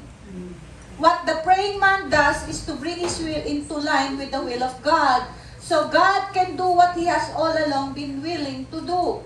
Prayer changes the man and enables God to change things in answer to man's prayer. Pag ang prayer na bago ka niya, kikilos ang Diyos. Pero kung pinipilit mo gawin ni Lord yung gusto mo, mga kapatid, that's being presumptuous. Every prayer is not just power, but it is an invincible force that imparts, changes things that one normally does not see. It is not how much we pray or the vain repetitions of prayer, but how much is it in accordance with God's principles of prayer. It does not alter what God has already determined, although He is sovereign. Prayer is to achieve what God has already purposed or ordained. Prayerlessness does not affect change because God will allow many resolutions to put on hold due to lack of prayer. Kaya maraming hindi nangyayari sa buhay nyo at sa buhay ng ministry nyo simply because lack of prayer. At pag may prayer man, kahit linggo-linggo kayo may prayer meeting, hindi na mali naman ang prayer nyo. He will sit and wait until man prays because God will never violate the will of man. Our perspective of prayer is asking God for our needs. Highest form of prayer, asking God to fulfill His desires rather than ours. God's desire is not for believers to achieve their desires through prayer, rather accomplishing His purposes through the prayer of His people. Yan po ang dahilan na bakit may prayer. To accomplish His purpose through us. Pray that His will be done, then I am being prayed. In prayer, we ask God to destroy Satan's plan and implement His. Satan will always stop, and if he cannot stop, discourage such all prayers. Prayer is a mean where we lean on His omnipotence, recognizing our inadequacy, believing that God will act on our behalf. A man who is intimidated with God will never be intimidated by man. In prayer, we shift to self-consciousness to self-surrender. Dapat ito po ang na-accomplish ng prayer. Self-consciousness to self-surrender. In prayer, we seek purification. It starts by quarantine of our soul. What we want to do, we stop doing. What we want to think, we learn to regulate. And what we want to analyze, we hold on suspension. In prayer, we find the first form of spiritual warfare is beginning inside of us. It is me conquering me. And I cannot do it without God's power. Kaya nga sabi ni Jesus Christ, if only this cup be taken from me, but not my will, but yours be done. It is good to present a request before God. Walang masama doon. But the end of your prayer, Lord, if this is not your will, I let go. Example. Okay. From here, I'll be going to Tubod Lanao. And kasi na-cancel ng March, dami nangyayari. So finally, sabi ko, nangungulit sila. Sabi niya, Pastora, visit us. Okay. So sabi niya, okay. So finally, before coming here, sabi niya, ay, ma, sabi niya gano'n. Ang nag-commit lang 21 eh. Ang Tubod Lanao, from Pagadian Airport, going there, pag magko-commit 5 hours. Pero kung drive, private, 2 hours. So sabi ko, Lord, ang halayo. Paano yung nangyari sa Bayawan? Ang layo, sabi ko, kapagod, 21. Sana ma-maximize pa. So I was really praying na, Lord, I will cancel. Kasi from Tubod, babalik ako ng Pagadian, may Pagadian, conference. Pagadian na lang, i-rebook ko. Sabi, kasi meron pong sinabi si Lord sa akin, Grace, I will honor whatever decision you will make. Kaya lang sabi ko, Lord, ganito, I am so privileged to have that favor that you will honor whatever my decision. But I prefer yung gusto mo. I will let go of the comfort, kahit konti yan, I will let go. Just speak to me, and I'll know. The following day, the day of my flight, may small voice, proceed. So sabi ko, okay. You see, mga kapatid, when God says something, sometimes yung discomfort, lahat, marami yan. Sa natural, marami, i-analyze mo, parang wag na lang. Pero at the end of the day, always, ano yung gusto mo? If we practice that pattern in our prayer, you will get to know God. Na, Lord, ano pala, no? You allow me to know your heart because I'm more than willing to let go of the comfort. Sometimes God cannot reveal Himself because we are full of ourselves. Kaya sabi ko, sige, go ako, Lord. So, proceed. Sabi ko, sige, proceed. Sabi ko, gano'n. Kahit 21 lang yan, sige. So, makita mo mga kapatid, there are times, meron tayong pinipresent sa Panginoon. Sabi nga niya, present all your works before God and He will make your will be aligned to His will and He will let you succeed. Remember si Paul, pinapunta niya sa Macedonia, nag-preach siya, nagulpi siya, nakulong siya. Naalala niyo yun? Pero in the eyes of men, palmak, nagulpi, nakulong. Pero in the eyes of God, successful siya. Bakit? Kasi ang ultimate purpose ni Lord, aputin yung jail guard and his family to bring salvation. Eh, sino ikukulong niya? Eh, si Paul lang ang willing. Kaya pinapunta niya doon, pinagulpi niya para makulong. Pero in the eyes of God, sabi, successful siya. Bakit? Na-accomplish ni Paul yung gusto ng Diyos. Amen.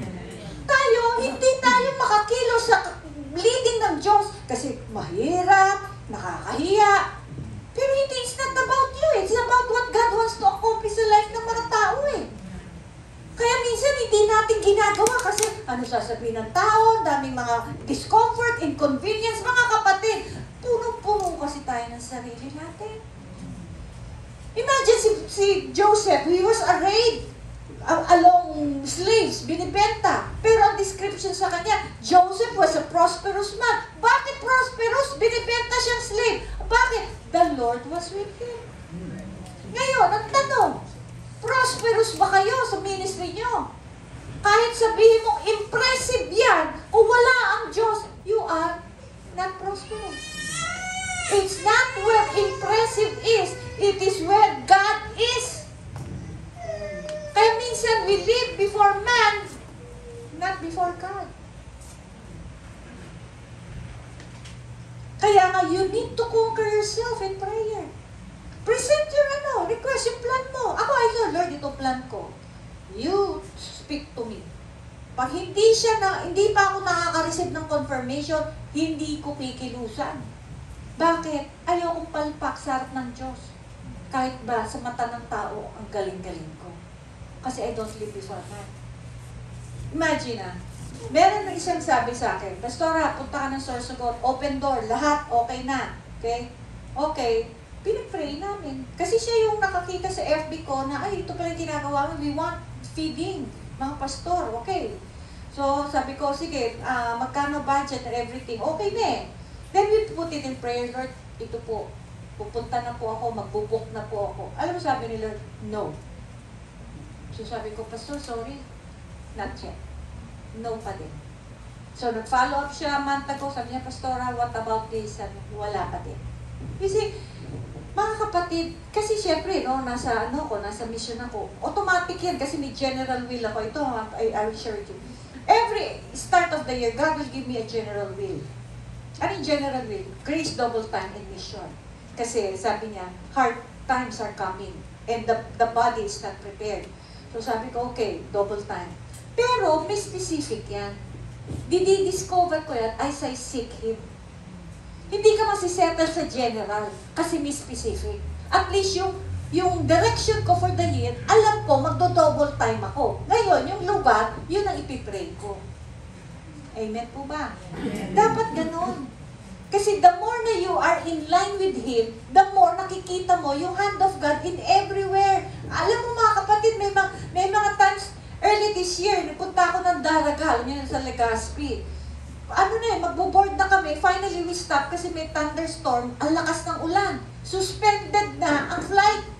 Sabi ko, Lord, naka-check-in na kami, tapos 1 hour pa from Daraga to Sorsogon. Paano yun? Sabi ko, ayokong gabihin kasi may magsusundo. Pero sabi niya, pray. So, finally, sabi ko sa intercessors, pray. Then I pray, Lord, in Jesus' name.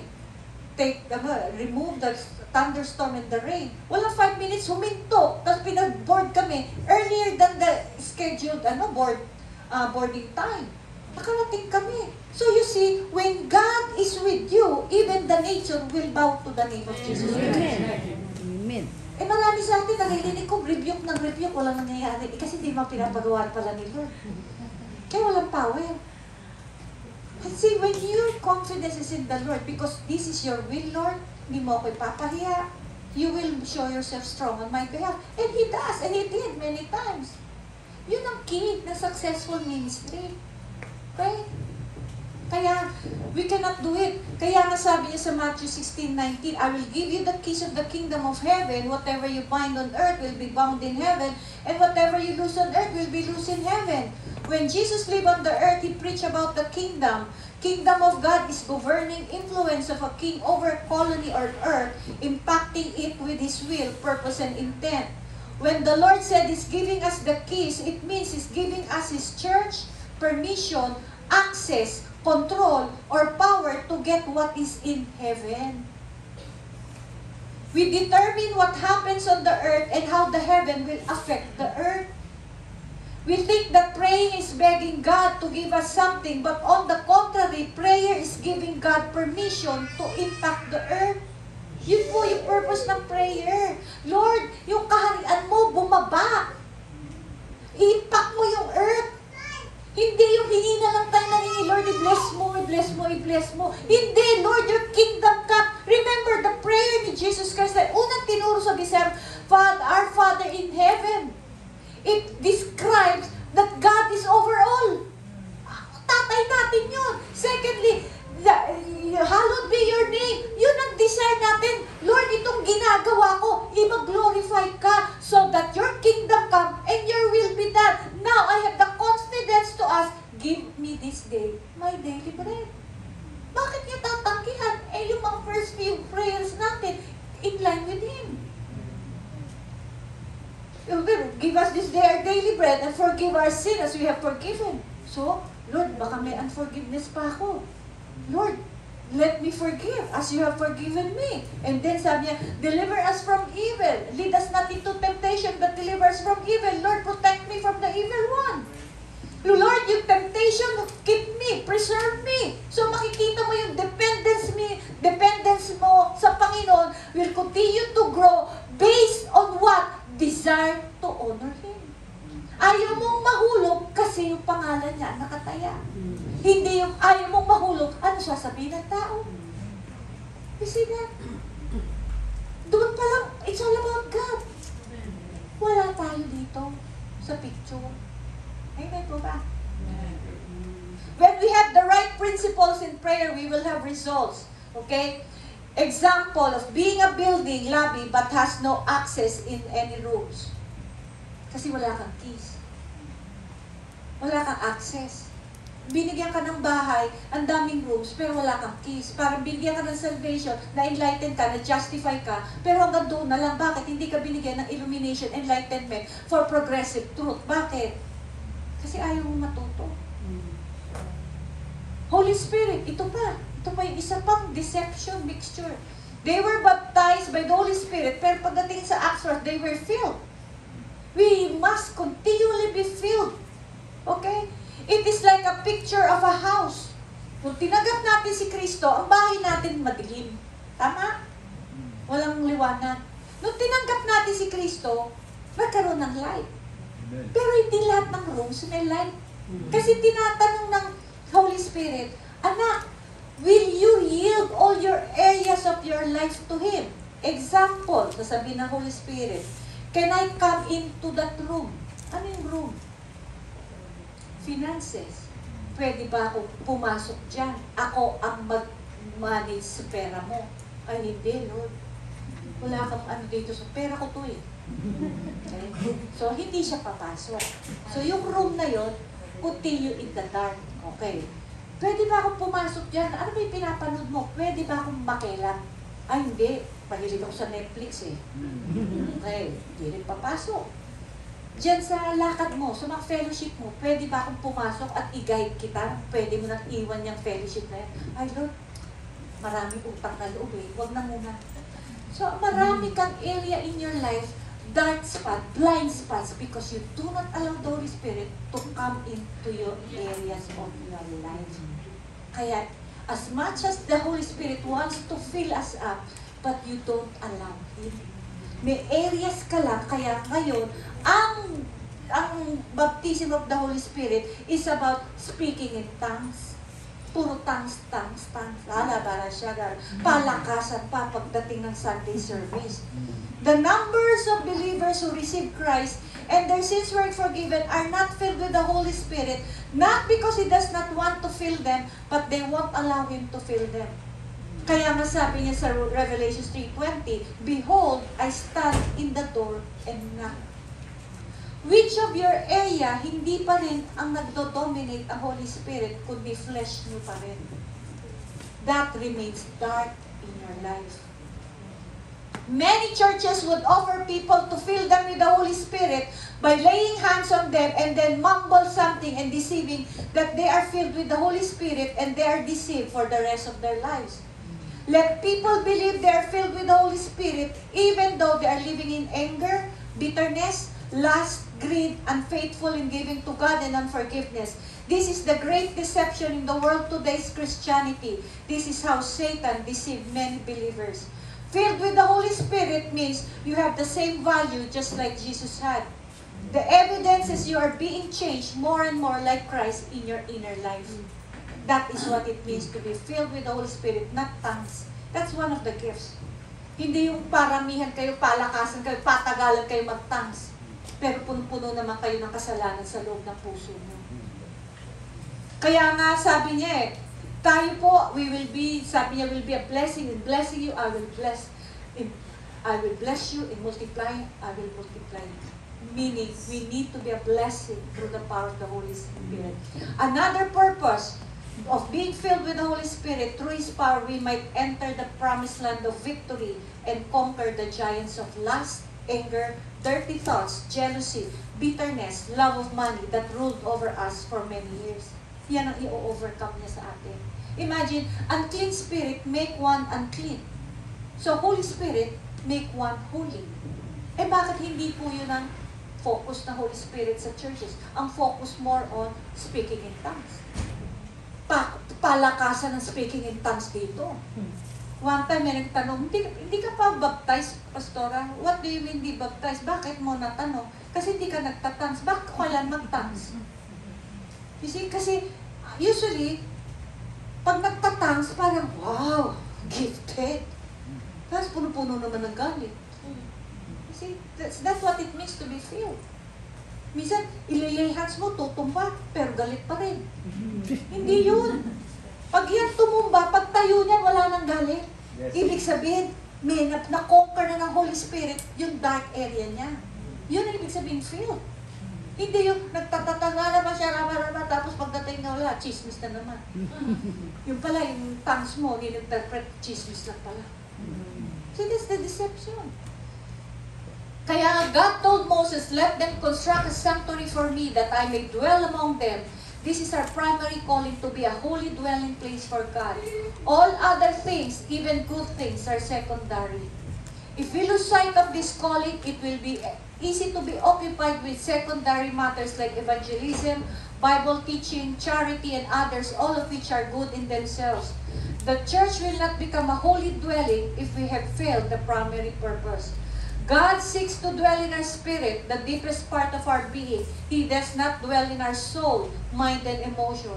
Understanding this clearly can save us a lot of deception. Example, emotional meeting may not necessarily be spiritual meeting, for God may not have been there at all because God does not dwell in our emotion. Likewise, a meeting where we study God's Word intellectually may not have been a spiritual meeting because God does not dwell in our minds. A man can have brilliant intellect and yet dead in his spirit. Likewise, a man can be very emotional in praising God and still be totally impure in his heart. Knowing the truth can also save us from a lot of psychological, emotional deception of being practiced by many preachers in their preaching today. Mga kapatid, kailangan po sa atin na yung Holy Spirit is to allow the Holy Spirit to work in us. Okay? Kaya nga, importante, sabi sa Matthew 24:4, Jesus answered them, be careful that no one misleads you, deceiving you and leading you to error. Kaya nga, I encourage you, just like in Acts 17:11, but the people of Berea were more open-minded than those in Thessalonica. Why? And gladly listened to the message. Then they searched the scriptures day by day to check up on Paul and Silas' statements to see if they were really so. I-study niyo po yung pinaririnig niyo. Huwag lang kayo magtipid. Okay? Do not make a doctrine from historical events. Jesus healed everyone. If you make that a doctrine, you will live in a world of unreality. Do not live with your intelligence, but let the Holy Spirit lead you in all truth. Kaya sabi niya sa Matthew 24:19, but woe to those who are pregnant and those who are nursing babies in those days. God is warning leaders who keep your congregation babes and never grow up. This is a warning to all leaders. Kaya nga, Ephesians 4:12-13, why is that He gives us special abilities to do certain things best? It is that God's people will be equipped to do better work for Him, building up the church, the body of Christ, to to a position of strength and maturity until we finally all believe alike about our salvation, about our Savior, God's sons, and all become full grown in the Lord. Yes, to the point of being filled full with Christ. God's purpose for His people is to change our nature from Adam to His nature. Evidence of being born again is loving purity. Still sin, but reaction and attitude towards sin is entirely different from unbelievers. Remember the pigs and the cats. Pag nahulog mo yan sa putik, ang pig, ni-enjoy. Ang cat tatalon, it start licking himself clean. In the same way sa atin, many will do good deeds, but in times of temptation, their real nature will come out. That is what many believers do, but have no change of heart. All good works. Okay? Remember in Genesis, God created the earth in a moment, but in verse 2 it reads that it became dark and empty. This is where Satan was judged. Then God remade the earth again in 6 days. Why 6 days? To teach us our corruption takes time to be remade. Just like when receiving Christ in our hearts, He remakes us little by little through the power of the Holy Spirit and by walking in the footsteps of Jesus. Kaya nga mga leaders, this is bilin ng Diyos, 1 Peter 5:2, care for the flock that God has entrusted to you. Watch over it willingly, not grudgingly, not for what you will get out of it, but because you are eager to serve God. Mga kapatid, what God wants is His body to manifest Himself. Kaya ito po ang mga mensahe ngayon, ayusin natin ang buhay natin. Amen po ba? God wants us holy. God wants us humble, broken, and simple. Not impressive. Don't impress people. Please God. That's the key to endure to the end. Amen po ba? Father, we thank you, Lord, for this message. Thank you for the enlightenment, illumination. Let it be not just another seminar, another preaching, but let it, Lord, change us from glory to be more like Christ. Continue to give us the hunger and thirst for righteousness and allow us to be filled. Father, thank you, Lord, na ano yung inumpisan mo dito sa Dumaguete, tatapusin mo until you have chosen your remnant to be used in the last days, wherein you will entrust power, authority, and anointing, even wealth, because they allow you to, Lord, to work deep in their hearts until they become more like you.